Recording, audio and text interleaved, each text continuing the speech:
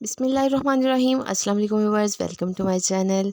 आज मैं आपके साथ बहुत ही कम बजट वाली, बहुत मज़ेदार, दिखने में भी और खाने में भी टेस्टफुल रेसिपी शेयर कर रही हूँ। तो इस मेथड से ये रेसिपी आप पहली बार यूट्यूब पर देख रहे हैं, इस रेसिपी को आप मुकम्मल वॉच कीजिएगा, बिना स्किप किए वीडियो को लाइक भी कर दीजिए।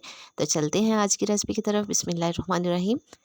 मेरे पास गाय का दूध है, काफ़ी पतला था, इसलिए मैंने काफ़ी देर से इसे चूल्हे पर चढ़ा रखा था और इसे गाढ़ा होने के लिए मैंने रख दिया है। 1 चम्मच इसमें चीनी ऐड की है, आप अपने टेस्ट के अकॉर्डिंग ऐड करेंगे, क्योंकि हम इसमें रस ऐड कर रहे हैं। रस ऑलरेडी मीठे होते हैं, तो रस के नीचे जो चूरा बच जाता है वो अक्सर हम फेंक देते हैं। तो इस रेसिपी में आप ये चूरा भी ऐड कर सकते हैं।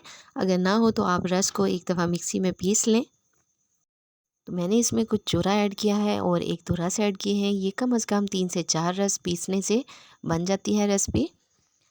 अब हम एक पैन लेंगे और इसमें 1 चम्मच कॉर्नफ्लोर ऐड करेंगे। 1 चम्मच ही ऐड करेंगे, ज़्यादा हम ऐड नहीं करेंगे। और हाफ़ कप दूध ऐड कर देंगे। फ्लेम ऑन कर देंगे। अब इसे हम अच्छी तरह मिक्स कर लेंगे। मैंने इसमें 3 से 4 चम्मच खोया ऐड किया है, आप इसको स्किप भी कर सकते हैं। अगर चाहें तो इसकी जगह आप ड्राई मिल्क भी ऐड कर सकती हैं।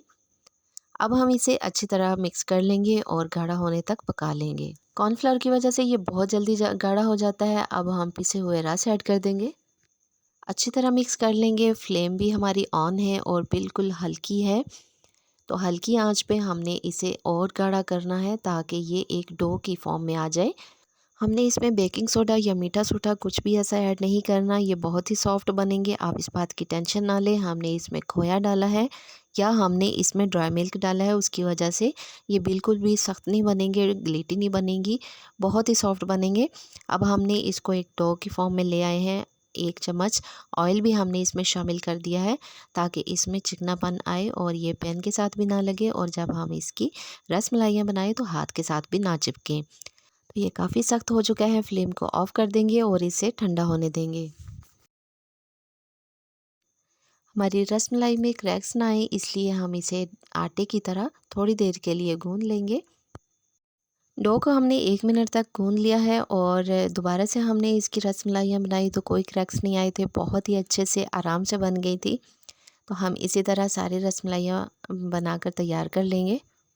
दूध भी काफ़ी हद तक गाढ़ा हो चुका है, अब हम इसमें रसमलाइयाँ ऐड कर देंगे। आप देख सकते हैं कि जैसे ही इसमें मैं ऐड कर रही हूँ, ये नीचे पैंदे की तरफ बैठ रही हैं।